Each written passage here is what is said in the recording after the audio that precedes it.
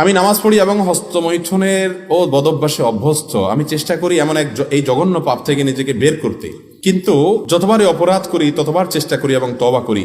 শাইখ দয়া করে বলবেন আমি কি নিজেকে কিভাবে এই পাপ থেকে বিরত রাখতে পারবো? ভাই, এ বিষয়ে এর আগেও বারবার বিভিন্ন যুবকরা বলেছেন। আল্লাহি, আল্লাহর কসম, আমার খুব ভালো লাগে যখন আমার যুবক ভাইরা এই সমস্ত প্রশ্ন করেন, যে প্রশ্নের মাধ্যমে তিনি ভালো পথে আসার জন্য ছটফট করতে থাকেন। শয়তানের সাথে পারেন না, ইবলিস তাকে অন্যায়ের পথে হারামের কাছে নিয়ে যায়, তিনি চান একটু আসার জন্য। ভাইরা আমার, গুনাহ তো আমরা সবাই কম বেশ করি। কয়জন আছেন গুনাহ করার পর গুনাহ থেকে বাঁচার জন্য ছটফট করেন, তওবা করার জন্য?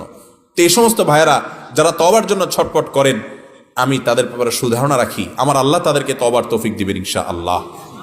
যারা পাপ করার পর, অপরাধ করার পর কোনো সেন্স নাই, কোনো হিতাহিত ভালো মন্দ ধারণা নাই, অপরাধ বোধ নাই, অপরাধের অদৃশ্য দাহন তার ভিতরে হয় না,